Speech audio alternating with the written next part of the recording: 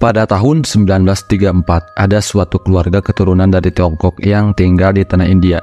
Suatu ketika terjadi tragedi yang mengerikan. Semua keluarga dari Tiongkok itu tewas dengan sangat mengenaskan. Belum diketahui apa penyebab yang menewaskan satu keluarga Tiongkok itu. Dari tragedi tersebut, yang tersisa hanya meninggalkan sebuah rumah besar. Kisah ke masa sekarang, dia Laksmi bersama suaminya Chris. Mereka berdua adalah pasangan yang baru saja menikah. Di pagi itu Laksmi dan Chris melihat ada rombongan satu keluarga.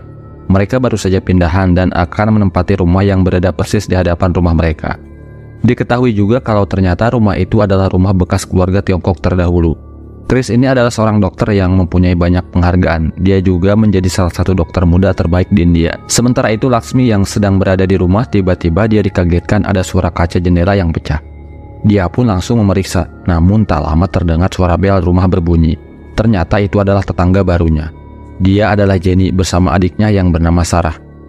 Jenny mau meminta maaf karena bola yang dilempar Sarah tak sengaja memecahkan kaca jendelanya.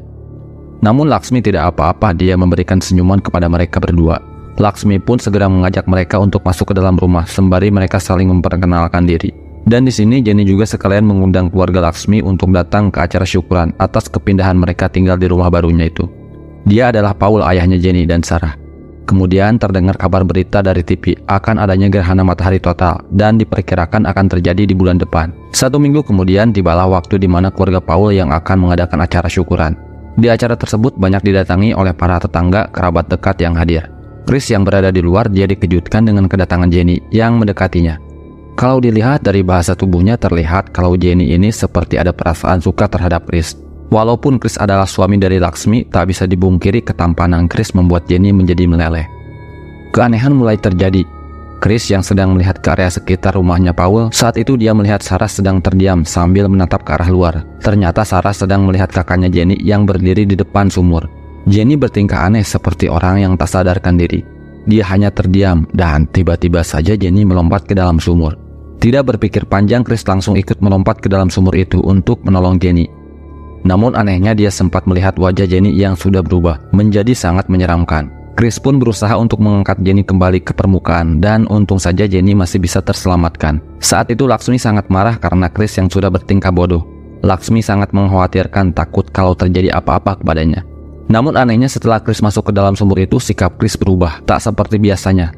Dan tiba-tiba Chris ingin bermesraan dengan Laksmi, tapi dengan caranya yang sangat kasar. Di saat mereka sedang adu gabrut, terlihat dari atap kamar ada sesosok yang menyaksikan kemesraan mereka. Pada malam itu Paul datang ke rumah Chris. Dia meminta tolong kepada Chris karena Jenny bertingkah aneh. Jenny seperti orang kerasukan. Yes, Papa. Pakde.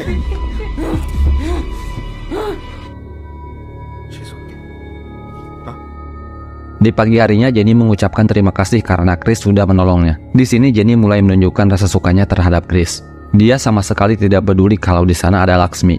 Dan tentu saja Laksmi cemburu melihat tingkah laku Jenny kepada Chris.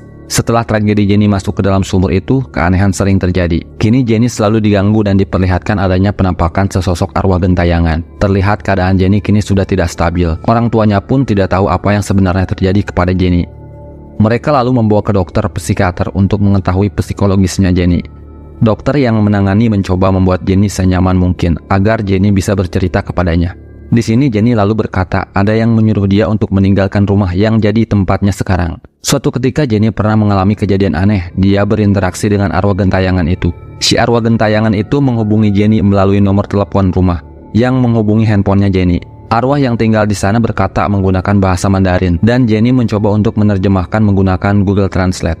Dan perkataan itu menyuruh Jenny untuk pergi dari rumah yang sekarang dia tempati. Sebenarnya Jenny juga sudah membicarakan ini kepada ayah dan ibunya. Namun kedua orang tuanya tidak mempercayai apa yang dia bicarakan. Jenny tidak hanya sekali saja mengalami gangguan-gangguan aneh. Di malam itu tepat jam 3 pagi saat Jenny berada di toilet, tiba-tiba terdengar ada suara pintu diketuk. Awalnya Jenny mengira itu Sarah.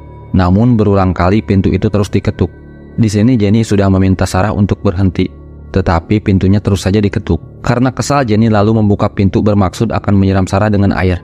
Namun ternyata Jenny tidak tahu makhluk apa itu. Jenny begitu sangat ketakutan, dia kembali dan duduk di atas toilet. Akan tetapi, Jenny merasa seperti duduk di atas seseorang. Dan saat Jenny melihat ke belakang, Dr. Pras datang ke rumah Jenny, lalu ke kamarnya Jenny. Dia melihat banyak buku-buku horor di kamarnya Jenny. Kalau dilihat dari koleksi buku-buku itu, sepertinya Jenny memang suka dengan cerita-cerita horor atau tragedi orang yang kerasukan iblis. Di sini Dr. Pras mencoba akan mendalami kasus yang menimpa kepada Jenny. Dia juga membawa orang dari keturunan Tiongkok, karena apa yang sudah dikatakan Jin sebelumnya kalau dia diganggu oleh arwah gentayangan dengan menggunakan bahasa Tiongkok. Dr. Pras mencoba akan mengobati Jenny secara medis, yaitu dengan melakukan hipoterapi. Setelah beberapa saat, tiba-tiba Jenny mulai bertingkah aneh. Dia berucap dengan menggunakan bahasa Mandarin. Ucapan dari Jenny kalau diartikan tidak ada orang lain yang bisa tinggal di sini. Dan dia mengucapkan nama Li Jin, dan jelas kalau memang ada makhluk gaib di dalam tubuhnya Jenny. Di sini ada yang menarik perhatian Dr. Pras, yaitu soal arwah gentayangan Li Jin. Dr. Pras yakin apa yang terjadi kepada Jenny itu adalah gangguan makhluk gaib. Dan dia juga tahu tidak ada pengobatan secara medis bagi orang yang kerasukan. Lalu Dr. Pras mengajak mereka untuk menemui seorang pendeta.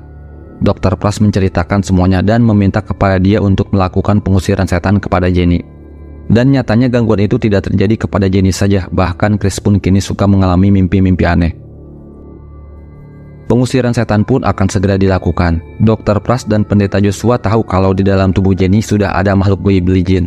Dr. Pras memancing agar arwah itu keluar dengan dia menyebut nama Li Jin, dan tiba-tiba saja Jenny mulai menunjukkan reaksinya.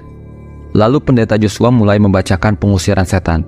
Reaksi dari arwah yang ada di dalam tubuh Jenny sangatlah kuat. Pendeta Joshua memerintahkan untuk mengambil tali.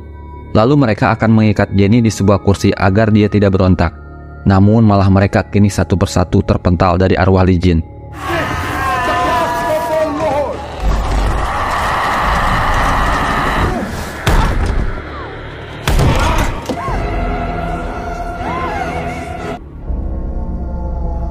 Tapi tak lama kemudian amukan dari arwah Li Jin berakhir dan dia mengucapkan kalau Jenny akan mati.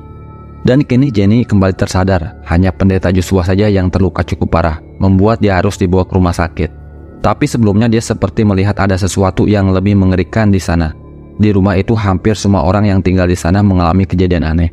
Asisten rumah tangganya yang kebetulan dia bisa melakukan pengusiran setan, secara diam-diam mencoba melakukan ritual. Tujuannya baik agar majikannya itu tidak diganggu oleh arwah gentayangan yang ada di sana. Namun justru hal tersebut malah berbalik menyerang kepada dirinya.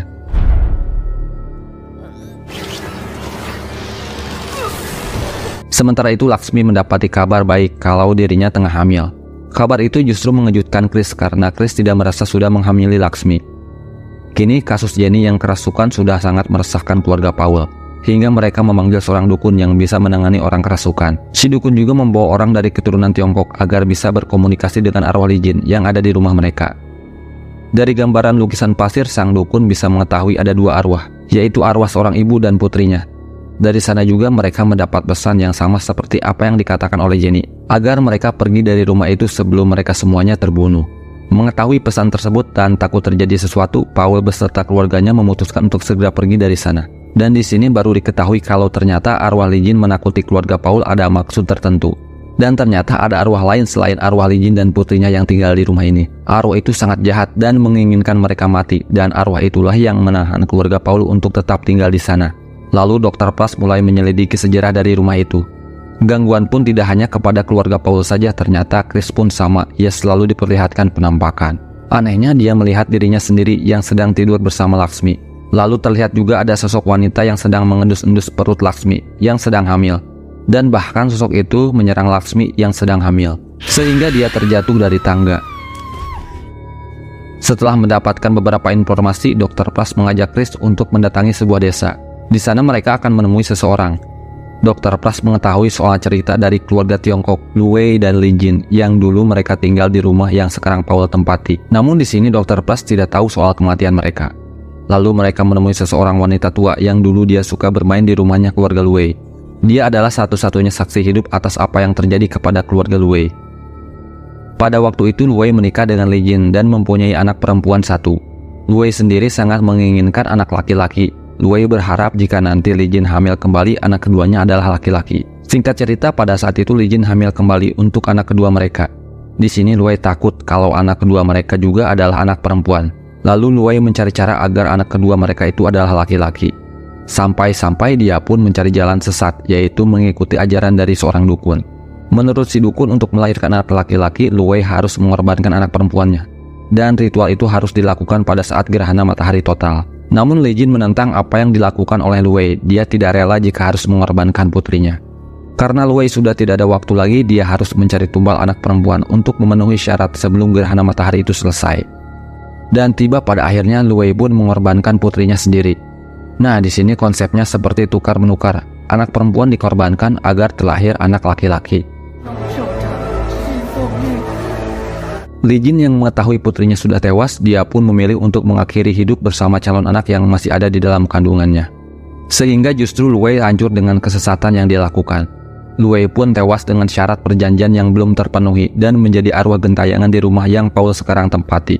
Wanita tua itu juga mengatakan besok akan terjadi gerhana matahari total. Lu Wei akan bangkit kembali dan akan menyelesaikan tugasnya yang belum selesai. Sementara itu Laksmi yang berada di rumah sakit, kini dia mulai diperlihatkan adanya sesosok penampakan Li Jin bersama putrinya.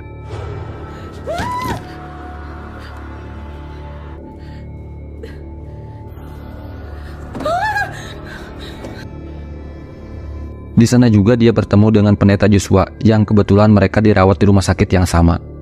Lalu pendeta Joshua memberitahukan kepada Laksmi ada arwah gentayangan yang jahat di dalam tubuh Chris. Keesokannya saat dimana akan terjadinya gerhana matahari total, lalu mereka segera menemui Jenny di rumahnya. Laksmi sudah tahu dari pendeta kalau di dalam tubuh Chris ada arwah gentayangan. Dan di saat bersamaan gerhana matahari total itu terjadi. Di sini Laksmi sengaja menjebak Chris di dalam kamar dan menguncinya. Dia juga memberitahu kepada Paul dan yang lainnya. Awal mula Chris kerasukan saat dia itu melompat ke dalam sumur pada malam itu untuk menolong Jenny. Sejak dari itulah arwah Lu Wei bersemayam di tubuhnya Chris. Lu Wei memanfaatkan tubuh Chris untuk nanti dia bangkit kembali dan untuk memenuhi tugasnya yang belum terselesaikan. Arwah Li Jin dan putrinya sebenarnya mempunyai tujuan baik. Mereka hanya ingin melindungi keluarga Paul dari serangan arwahnya Lu Wei. Itulah mengapa sejak dari awal Jenny diberi sebuah pesan untuk pergi dari rumah itu. Dan kini Chris pun sudah sepenuhnya dirasuki oleh Lu Wei. Tak ada yang bisa menghentikannya. Di sini Lu Wei hanya mengincar Sarah untuk dia jadikan tumbal. Dan kini barulah terungkap ternyata bayi yang ada di dalam kandungan Laksmi itu adalah benih dari iblis Lu Wei, yang secara tidak langsung sebenarnya kala itu Laksmi bercinta dengan Lu Wei melalui perantara Chris. Lu Wei ingin memenuhi keinginannya yang sempat tertunda sejak 80 tahun yang lalu. Lu Wei ingin bayi yang ada di dalam kandungan Laksmi adalah bayi laki-laki. Lu Wei juga hanya ingin mempunyai keturunan anak laki-laki seperti apa yang dicita-citakan dia saat bersama istrinya Li Jin. Dan apa yang dilakukan Lu Wei sama persis dengan apa yang pernah dia lakukan dulu. Sampai pada akhirnya Laksmi di sini mencoba mengancam. Dan seketika itu Lu Wei teringat kembali kepada kejadian pada saat itu dia tidak mau lagi kehilangan anak laki-lakinya. Tapi seketika itu semua orang terdiam. Ternyata sihir dari Lu Wei mampu mengendalikan orang-orang di sana. Lalu tiba-tiba saja arwah Li Jin dan putrinya itu datang dan langsung menghadang. Di waktu bersamaan gerhana matahari sudah hampir selesai. Matahari kembali normal diiringi kehancuran mereka semua.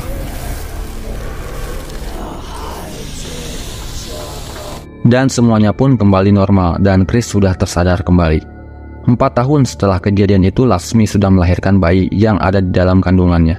Dan dia melahirkan anak laki-laki hasil hubungan dari Lu Wei. Dan film pun selesai. Nah oke, mungkin segitu dulu di pembahasan kali ini. Semoga terhibur dan sampai jumpa di next video.